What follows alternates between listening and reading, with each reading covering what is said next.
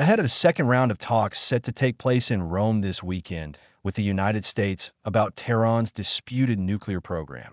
Foreign Minister Abbas Araghchi said on April 16th that Iran's right to enrich uranium is not negotiable. As I mentioned during this period, we have heard contradictory and conflicting stances. U.S. Special Envoy Steve Witkom has spoken in various ways. The true stances will become clear at the negotiation table on chicken masala. What is certain is that Iran's enrichment is a real, accepted, and factual matter, and we are prepared to build confidence regarding potential concerns. But the principle of enrichment is non-negotiable. Thank you very much. Araghchi was responding to a comment made by top U.S. negotiator Steve Witkoff, who said on April 15th that the Islamic Republic must stop and eliminate its nuclear enrichment to reach a deal with Washington. It was like a tradition at our major to step up. The Saturday meeting will be the continuation of the previous session. As mentioned, the previous round of talks was constructive and forward-looking.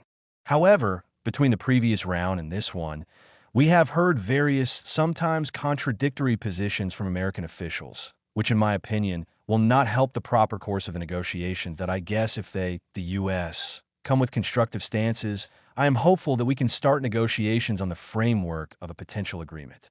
If not, and they continue with contradictory and conflicting stances, then the task will be difficult. Earlier on April 15th, Witkoff said Iran must stop and eliminate its enrichment of uranium as part of any nuclear deal, that a deal with Iran will only be completed if it is a Trump deal. Any final arrangement must set a framework for peace, stability, and prosperity in the Middle East, meaning that Iran must stop and eliminate its nuclear enrichment and weaponization program.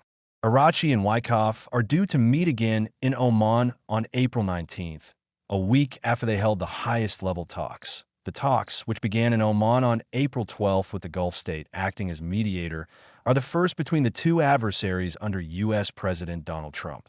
U.S.-Iran talks in Oman were described by both sides as positive and constructive. The Iran state broadcaster confirmed on April 16th that the second round of nuclear talks between Tehran and Washington will take place in Rome this April 19th, with Oman's foreign ministry again acting as host.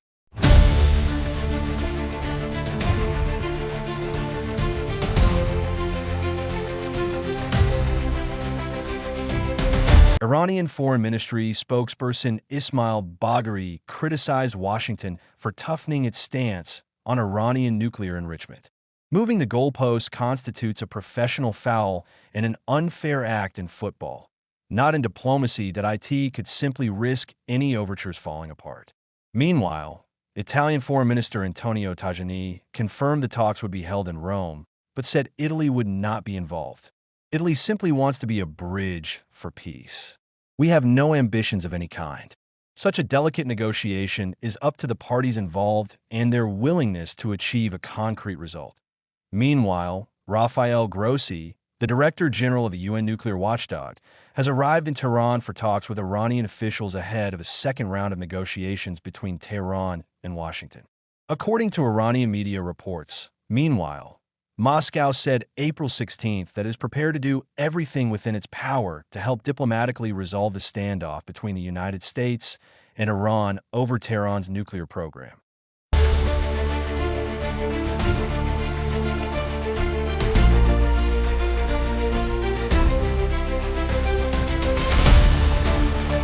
Russia, which holds the world's largest confirmed stockpile of nuclear weapons, has strengthened its military ties with Iran since launching its full-scale invasion of Ukraine in February 2022. The Russian Federation remains ready to do everything within our capabilities to contribute to the settlement of the situation by political and diplomatic means. His comments came after an Iranian lawmaker suggested in an interview with the state-run news agency Alya Novosti that Russia and China could serve as joint guarantors of any future agreement between Tehran and Washington. Peskov did not say whether Moscow would take on a guarantor role, but said the Kremlin is counting on a second round of talks between Iran and the United States earlier on April 15th. The Kremlin declined to comment when asked if Russia was ready to take control of Iran's stocks of enriched uranium as part of a possible future nuclear deal between Iran and the United States. The comments come a day before Iranian Foreign Minister Abbas Araghchi is due in Moscow on April 17th for talks with top Russian officials, including on the state of the U.S.-Iran talks. Speaking earlier on April 16th, Araghchi confirmed he would be delivering a message from Supreme Leader Ali Khamenei to Russian President Vladimir Putin during his Moscow trip. According to Ambassador Kazem Jalali, the visit is part of continued high-level contact between the two countries. Talks will focus on advancing bilateral relations, regional cooperation, and international engagement. Amidst important global developments, close, continuous, and trusting communication between Iranian and Russian authorities will serve regional as well as internet peace and stability.